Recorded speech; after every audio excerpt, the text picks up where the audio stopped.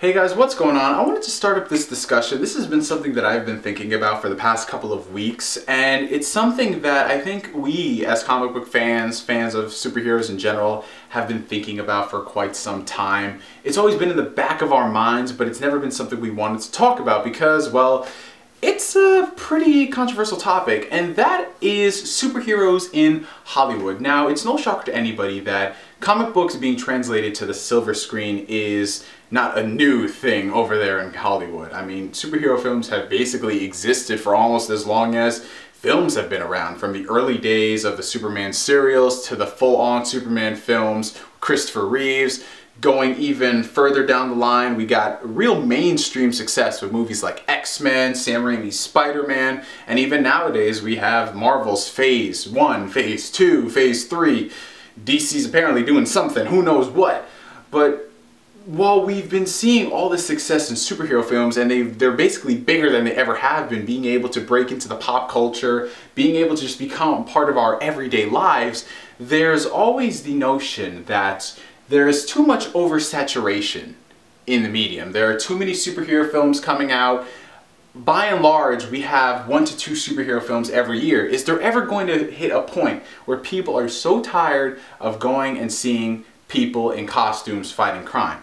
Now, this is a pretty deep topic, and like I said, it's controversial. It differs from person to person on what they think about superhero movies. Now, coming from me, in my perspective, I think that the medium is at its peak right now. It's at the point where it's basically doing the best that it ever has been. Because when you have movies like The Dark Knight, when you have movies like The Avengers, movies that are breaking billions of dollars at the box office, right? When you have those movies doing things that 99% of the majority of the movie industry has not done, that's basically saying a lot about the current state of moviegoers. A lot of people are interested in seeing these movies. And it's not to say that it's only those movies, because on average, films from Marvel and DC gross more than $400 million at the box office per film. Granted, they gotta be good ones though. We don't want another Green Lantern or a Jonah Hex or... But besides the point, I'm really glad they're not doing another Ghost Rider movie. But other than that, most of the movies make money. So that is something that says a lot to these studios. If the movies make money, that means a lot of people like seeing them, regardless if they're good or bad. But one thing that I think a lot of people are kind of forgetting when it comes to these comic book movies is that not only are they made for comic book fans, well, most of them, these movies are made with people who are non-comic book fans in mind. They're made to bring people into this medium, for people to consume all of these products to make them become fans of these characters. And from that perspective, you know, they're doing a really great job in that, because when you see the amount of basically outside comic book entertainment that's going on with all of the TV shows, with all of the references in pop culture, I mean, it's a great time for superhero movies. And The Avengers, you know, that entire culmination of all those movies spanning 5 years, you know, that was just insane. You would have never thought something like this would have been possible in the early 2000s. Do you remember back in the early 2000s when people were, you know, expecting that, oh, you know, the X-Men characters are going to cross over, you know, with Sam Raimi's Spider-Man? Wouldn't that be crazy if that happened? You know, there were a lot of people thinking that that stuff would happen. But with the recent announcement that both Disney and Sony are collaborating together to bring Spider-Man into the MCU, that's basically saying that a lot of things that we thought weren't possible back then because of the medium are simply not that now. Comic book films, superhero films in general, have basically transcended that notion of, oh, you know, well, they're just this thing that people put out every now and then that makes some money, it keeps the nerds happy. No, they've transcended that to become part of people's daily movie-going experiences. More often than not, you ask a person what one of their most anticipated movies of the year is, they're going to mention a superhero film, be it something they've never seen, be it a sequel to one of their favorite films. If it's something involved with the superhero medium, they're most likely going to be excited about it. And this is something that I think Marvel has definitely, I think they've pioneered, because, you know, when you have all of these characters on their own, they don't seem too interesting, but when you combine them together into one universe, that gets a lot of people talking, a lot of people thinking about what's next. Perfect example is when Thor and Captain America were introduced onto the screen.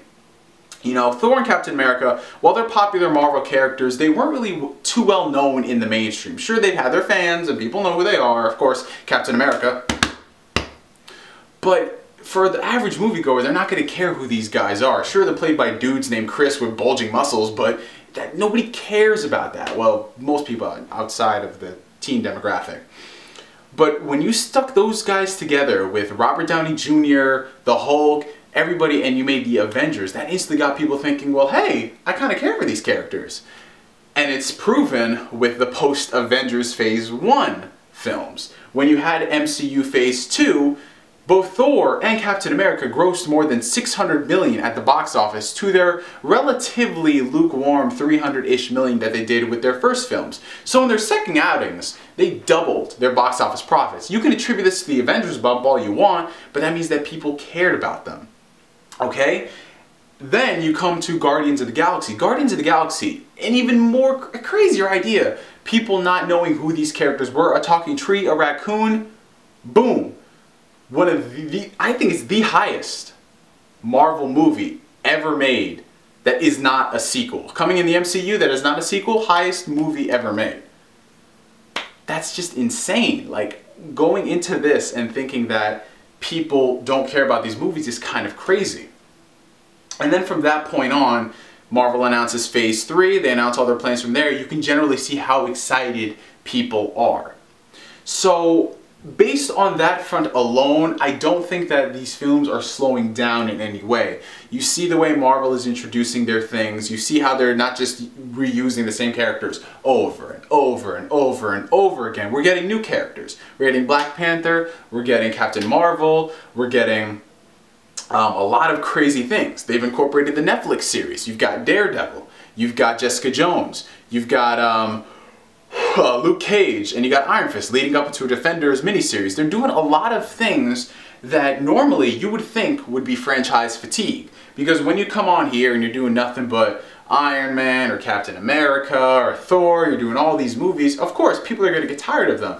But when you start branching off and doing your own thing, you're establishing a foundation. You're creating a lot of things that can be used in the future, so you don't just have to throw somebody in there to get people excited, like, oh, we've used Iron Man too often, we need somebody new, so let's just throw this dude in there. No, they're establishing that stuff early so they can use them later on. And that's where I think Marvel is really kind of changing the game up. They know the audience, they know the culture, they know at some point people are going to get tired of it, because let's be honest, while it's doing really great now, a lot of people know that 5-10 years down the road, maybe they're going to be tired of superhero films. Maybe they're going to be tired of the same characters in these films. So what do they have to do? They have to introduce new characters. And from that point on, the series becomes self-sustaining.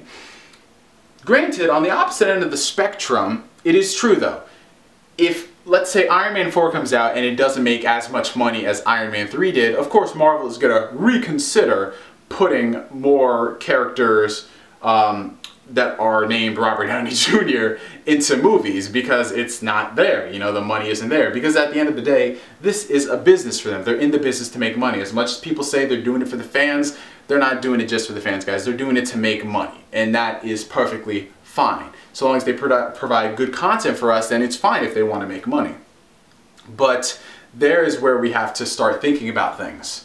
Because if it's just for the money at the end of the day, what are we getting out of it? And you guys already know where I'm going with this with DC. DC is all in it for the money. You can obviously tell from their production of Man of Steel, going into the sequel, which is now Batman v Superman, which combined that with all the other characters that are just going to randomly show up in the movie because we can't establish a universe. That's where it's more prone to franchise fatigue. Because while that's going to attract a lot of people into it because of the hype factor, Batman, Superman, two of the most popular superhero comic book characters in one movie, that's crazy. But how long can you do that for? Because if it's just Batman and Superman, Batman and Superman, Batman and Superman, what are you going to do? Like, people don't want to see that all the time. They want to see other characters. Granted, DC has announced their slate of movies ranging from Wonder Woman to Green Lantern to, you know, Flash, using a different actor than the TV series. I don't know why. But at the end of the day, how interested are people going to be in those movies? Because all we have right now is the foundation of Superman. And then now we're bringing Batman in there. We don't have anything else. And that's from 2013 to 2016. So in that 3-year time span, DC has done nothing to get people excited for this universe. All they've got people excited for are cameos. That's where I think it's more volatile, where it can be more inclined that these movies will not make money. Because if you're just shoving them in there to try to boost the box office numbers and get more butts in seats, that is not a healthy, sustaining business model. Because what happens when people end up getting tired of Batman?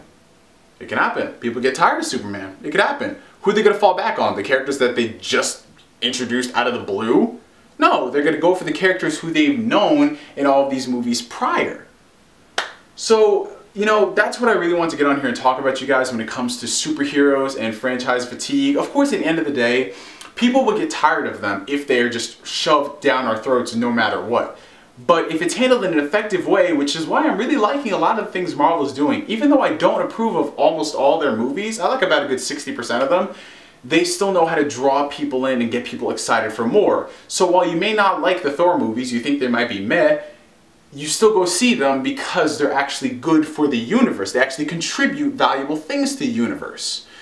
Whereas on the opposite end of the spectrum, you got, well, like I said, DC doing their own thing. So anyway, you guys, what do you think about this superhero franchise fatigue thing? Comment down below in the comment section. I'm NGS signing out. Respect the captain as always, and I will catch you guys later. Peace.